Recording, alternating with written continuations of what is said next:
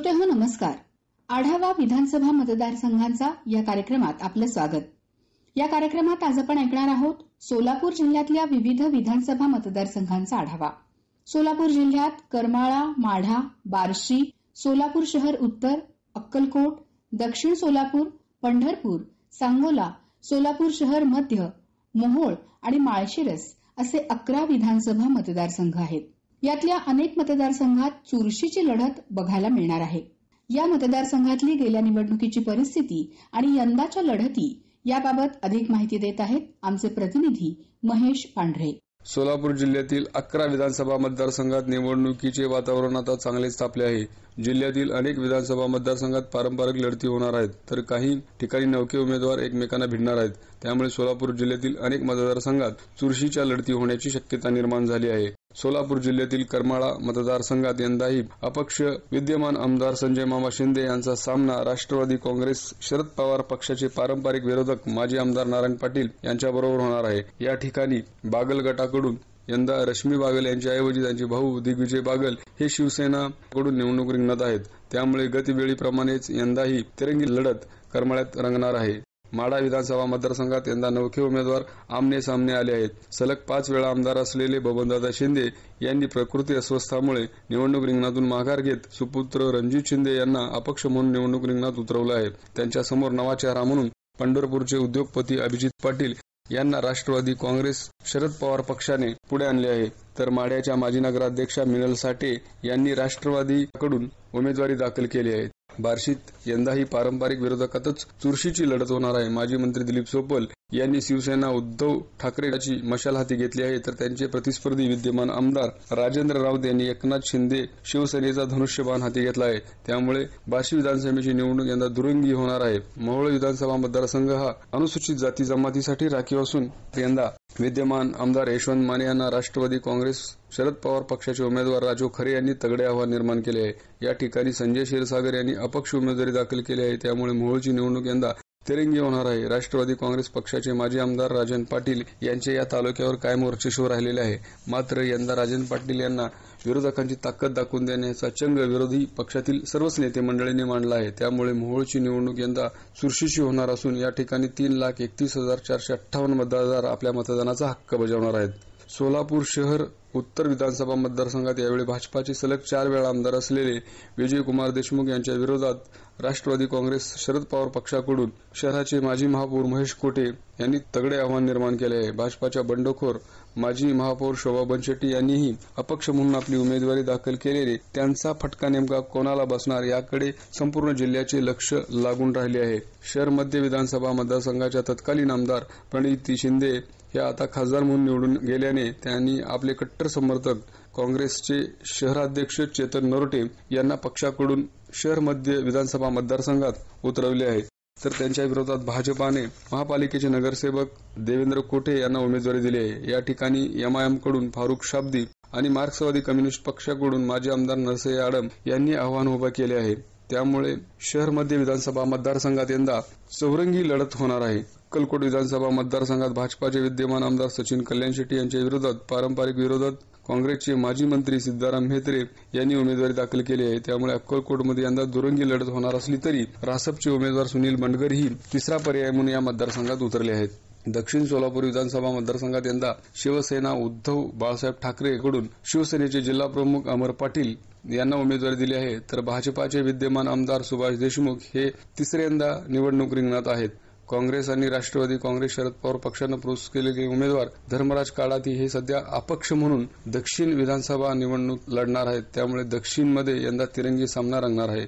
पंढरपूर विधानसभा मतदारसंघात भाजपाचे आमदार समाधान आवताडे यांच्या विरोधात काँग्रेसकडून भगीरथ भालके आणि राष्ट्रवादी शरद पवार पक्षाकडून अनिल सावंत यांना उभे करण्यात आले आहे. त्यामुळे पंढरपूर विधानसभा मतदारसंघात यंदा तिरंगी सामना रंगणार आहे. सांगोला मतदारसंघात शिवसेनेचे शहाजी पाटील यांच्या विरोधात शिवसेना उद्धव बाळासाहेब ठाकरे पक्षाचे माजी आमदार दीपक साळुंखे पाटील यांनी तगडे आव्हान निर्माण केले असेल तरी हा पारंपरिक मतदारसंघ शेतकरी कामगार पक्षाचा असून या ठिकाणी शेतकरी कामगार पक्षाचे सलग 11 वेळा विधानसभेवर निवडून गेलेले स्वर्गीय गणपतराव देशमुख यांचे नातू डॉक्टर बाबासाहेब देशमुख हे पहिल्यांदाच निवडणूक रिंगणात रंगले आहेत. त्यामुळे हा गड पारंपरिक शेकाप राखणार की शिवसेना खेचून नेणार याकडे संपूर्ण जिल्ह्याचे लक्ष लागून राहिले आहे. माळशिरस विधानसभा मतदारसंघात भाजपाचे विद्यमान आमदार राम सातपुते यांच्या विरोधात राष्ट्रवादी काँग्रेस, शरद पवार पक्षाचे पारंपरिक विरोधक उत्तम जानकर अशी दुरंगी लढत होणार आहेत.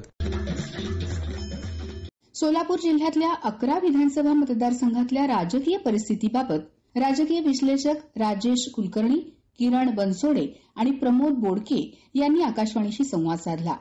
प्रथम ऐकूयात राजेश कुलकर्णी यांनी केलेलं विवेचन. सोलापूर शहर उत्तरमध्ये यंदा जवळपास तिरंगी सामना आहे. मात्र अटीतटीची लढाई भारतीय जनता पार्टी आणि काँग्रेस यांच्यातच होईल असं दिसतंय. या ठिकाणी विजय देशमुख हे 5व्यांदा निवडणूक मैदानात आहेत, तर त्यांच्या विरोधात महाआघाडीकडून महेश कोठे माजी महापौर यांना उमेदवारी देण्यात आलेली आहे आणि या दोघांचा प्रचार आता वेगानं सुरू आहे. हा मूळचा गावठाण भाग आहे. शहराजवळची काही ग्रामीण भागातील गावही या मतदारसंघाला जोडलेली आहेत. पूर्वी हा राज्यात सर्वात छोटा मतदारसंघ होता, पण आता बऱ्यापैकी गावं जोडली आणि मतदारांची संख्या जोडली गेलेली आहे. तर या ठिकाणी आतापर्यंत बघितलं, इव्हन परवाच्या लोकसभा निवडणुकीमध्ये सुद्धा काँग्रेस पक्षाला इथं लीड घेता आलेलं नाही. भारतीय जनता पार्टीनेच इथं लीड घेतलेलं आहे. मागच्या वेळेला जी निवडणूक झाली शेवटची, त्यावेळेला विजय देशमुख यांना जवळपास 70,000चं लीड आहे. यंदा भारतीय जनता पार्टीच्या अंतर्गत काही खतखत बाहेर आली निवडणुकीच्या आधी आणि शोभा बनशेट्टी माजी महापौर भारतीय जनता पार्टी यांनी आता बंडखोरी केलेली आहे. मात्र भारतीय जनता पार्टीतून फार मोठा वर्ग काही प्रत्यक्षपणे त्यांच्या पाठीशी गेलेला आहे असं चित्र दिसत नाही. त्या स्वतः लिंगायत समाजाचं नेतृत्व करणारे आहेत. मूळचे जे आमदार आहेत भारतीय जनता पार्टीचे विजय देशमुख हे सुद्धा लिंगायत समाजाचं नेतृत्व करणारे ते आहेत आणि महेश कोठे जे आहेत ते पद्मशाली समाजाचं आहे. या मतदारसंघामध्ये पद्मशाली आणि लिंगायत समाज हे दोन्ही जवळजवळ समसमान असल्यासारखं संख्याबळ आहे आणि इतरही समाज इथे भरपूर आहेत. ज्यात मारवाडी समाज आहे, ब्राह्मण समाज आहे, वडार समाज आहे, मराठा समाज आहे किंवा इतर मागासवर्गीय समाज आहे. भरपूर समाज एकत्रित आहे. म्हणजे कॉस्मोपॉलिटिन असा हा मतदारसंघ आहे. इथे विकासाला मत मिळेल का नाही यापेक्षाही इथे ज्याचा जनसंपर्क अधिक आहे अशांना मत मिळेल अशा दृष्टीनेही पाहिलं जात आहे. असं सगळं संमिश्र राजकारण या मतदारसंघामध्ये दिसतंय. त्यामुळं काटेकी टक्कर होईल अशी स्थिती आहे. आता आपण बघूया शहर मध्यमध्ये तर विकासापेक्षा तिथं जातीवादावरती निवडणूक आजवरती झालेली आहे आणि यंदाही तसंच चित्र हळूहळू पुढे येत आहे. एमआयएमचे शाब्दी हे उमेदवार या मतदारसंघामधून आहेत आणि त्यांच्या विरोधात भारतीय जनता पार्टीनं अत्यंत कडव्या भाषण करणारे आणि जे 2-3 वेळेला नगरसेवक झालेले देवेंद्र कोठे आहेत, म्हणजे उत्तरमध्ये उभारलेल्या महेश कोठेंचे पुतणे हे या मतदारसंघामध्ये प्रतिस्पर्धी म्हणून पुढे आले.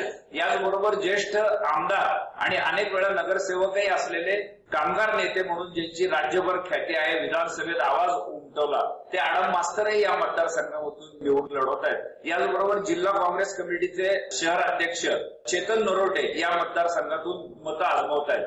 हा मतदारसंघ तेलुगू भाषिकांचं प्राबल्य असलेला आहे, मुस्लिम समाजाचं प्राबल्य असलेला आहे. याचबरोबर मोची समाज या ठिकाणी आहे. तसं झोपडपट्टी वर्ग अधिक असलेला हा मतदारसंघ आहे. इथे अत्यंत काटेकी टक्कर अशा पद्धतीने होईल असं दिसतंय.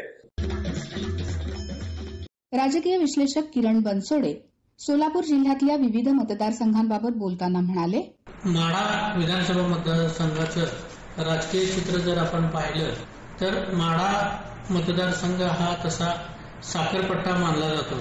उर्वरित सिंचनाचा प्रश्न आहे, त्याचबरोबर रस्त्याचा प्रश्न आहे, त्याचबरोबर शेतमालाला हमी भाव आणि ऊस दर हेही प्रश्न इथं नेहमी ऐरणीवर असतात या मतदारसंघामध्ये.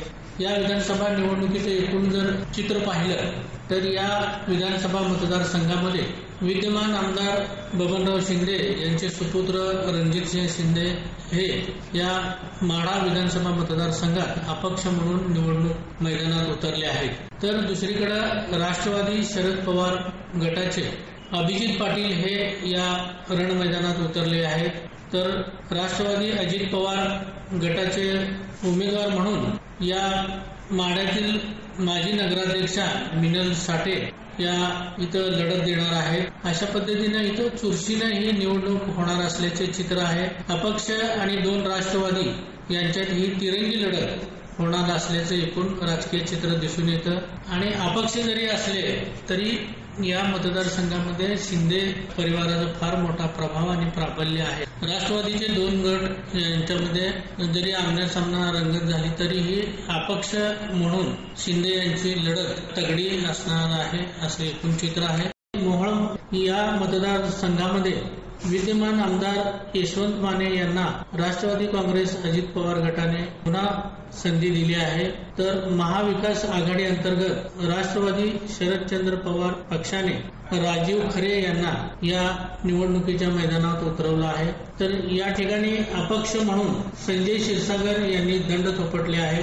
अशा पद्धतीने मोहोळ विधानसभा मतदारसंघात प्रमुख या 3 उमेदवारांमध्ये लढत होणार असल्याचं राजकीय चित्र पाहायला मिळतं. या मतदारसंघात भौगोलिक एकूण चित्र आपण पाहिलं तर उत्तर सोलापूरची 24 गावं, पंढरपूरमधील 17 गावं आणि मोहोळमधील गावे असे 3 तालुक्यांचा फोड करून हा मोहोळ अनुसूचित जातीसाठी राखीव मतदारसंघ तयार झालेला आहे. या मतदारसंघामध्ये सिंचन, ऊसदर हा प्रश्न नेहमीच ऐरणीवर असतो. मूलभूत सुविधा याकडेही सतत लक्ष वेधलं जातं. अशा पद्धतीने एक राज्यातील एक चांगला महत्वाचा मोहोळ मतदारसंघ आपण ओळखला जातो. याबरोबरच सोलापूर जिल्ह्यातील आणखी 3रा जर मतदारसंघ आपण पाहिला तो म्हणजे तीर्थक्षेत्र म्हणून ज्याची सर्वत्र ओळख आहे तो म्हणजे अक्कलकोट विधानसभा मतदारसंघ.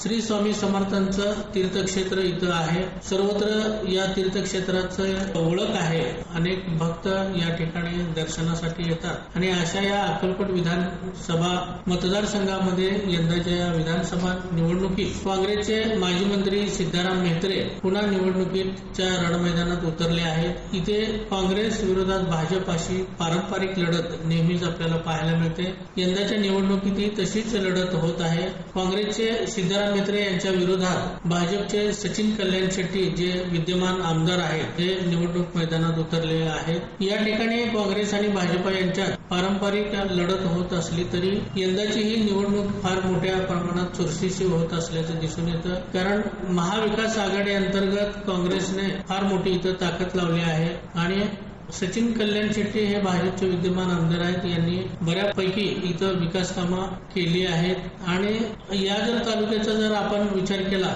एकरूप उपसा सिंचन योजनेसाठी या तालुक्यामध्ये संघर्ष नेहमी आपल्याला पाहायला मिळतो. या ठिकाणी उन्हाळ्यामध्ये पाण्याचा प्रश्न बिकट असतो. एकीकडे तीर्थक्षेत्रामध्ये म्हणून प्रसिद्ध असताना इथं मूलभूत सुविधा म्हणाव्या तशा उपलब्ध नाहीत. त्यामुळं मूलभूत सुविधा सिंचनाचा प्रश्न याभोवती ही निवडणूक रंगणार असल्याचं एकूण चित्र आहे. त्याचबरोबर रासपचे सुनील बंडगर यांनी एक 3रा पर्याय देण्याचा इथं प्रयत्न केलेला आहे. अशा पद्धतीनं पारंपरिक काँग्रेस आणि भाजप त्याचबरोबर 3रा पर्याय म्हणून रासपचे सुनील बंडगर हेही निवडणूक मैदानात असल्यामुळं पारंपरिक बरोबरच ते तिरंगी लढत या अक्कलकोट विधानसभा मतदारसंघात आपल्याला पाहायला मिळणार आहे. राजकीय विश्लेषक प्रमोद बोडके यांनी सोलापूर जिल्ह्यातल्या मतदारसंघांबाबत केलेलं हे भाष्य.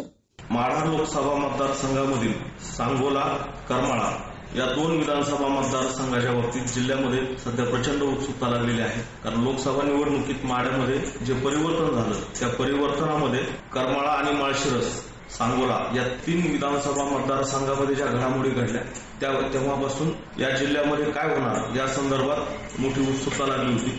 सध्या सांगोला विधानसभा मतदारसंघामध्ये महायुतीतील शिवसेनेचे उमेदवार आमदार शहाजीबापू पाटील, महाविकास आघाडीकडून शिवसेना उद्धव बाळासाहेब ठाकरे पक्षाचे उमेदवार माजी आमदार दीपक साळुंखे आणि शेतकरी कामगार पक्षाचे डॉक्टर बाबासाहेब देशमुख अशी तिरंगी लढत होत आहे. महाविकास आघाडीमध्ये शेकापला सोबत घ्यावं यासाठी शेवटच्या क्षणापर्यंत प्रयत्न झाले. रायगड जिल्ह्यातील काही जागांवरती शिवसेना आणि शेकाप यांच्यामध्ये समझोता झाला, परंतु सांगोल्याच्या बाबतीत तो होऊ शकलेला नाहीये. त्यामुळे सांगोल्यामधली यंदाची लढत जी आहे ती तिरंगी लढत आहे. शेतकरी कामगार पक्षाचे ज्येष्ठ नेते कैलासवासी गणपतराव देशमुख यांचा पारंपरिक मतदारसंघ म्हणून सांगोल्याची ओळख आहे. सांगोल्यामधून ते 11 वेळा विधानसभेला विजयी झाले आहेत. यावेळेस त्यांचे नातू डॉक्टर बाबासाहेब देशमुख, आमदार शहाजी पाटील आणि माजी आमदार दीपक साळुंखे या तिघांमध्ये प्रमुख लढत होत आहे. हा सांगोला विधानसभा मतदारसंघ मराठा, धनगर, लोणारी आणि मुस्लिम असा या सर्व जातीय समीकरणांचा मतदारसंघ म्हणून ओळखला जातो. सांगोला विधानसभा मतदारसंघामध्ये पाण्याचा प्रश्न सातत्यानं गेल्या अनेक वर्षापासून दुष्काळ पाणी प्रश्न हा मुद्दा कायम चर्चेत आलेला आहे. सांगोल्यामध्ये पक्षाच्या राजकारणापेक्षा गटाच्या राजकारणाला अधिक महत्व राहिलेलं आहे. सध्या जी तिरंगी लढत होत आहे त्याच्यामध्ये दीपक आबा साळुंखे जे आहेत महाविकास आघाडीचे, हे किती मतं घेतात, त्यांचं आव्हान ह्या दोघांपुढे कसं असणार आहे याकडे सर्वांचं लक्ष लागलंय. माढा लोकसभा मतदारसंघातील माळशिरस विधानसभा हा एक महत्वाचा मतदारसंघ आहे. भाजपकडे मोहिते पाटील यांच्या घरातून धैर्यशील मोहिते पाटील यांनी लोकसभेची उमेदवारी मागितली होती. ही उमेदवारी न मिळाल्याने त्यांनी ऐन लोकसभा निवडणुकीच्या वेळेस राष्ट्रवादी शरदचंद्र पवार पक्षामध्ये प्रवेश केला, उमेदवारी मिळवली आणि ते माढामधून खासदार झाले आहेत.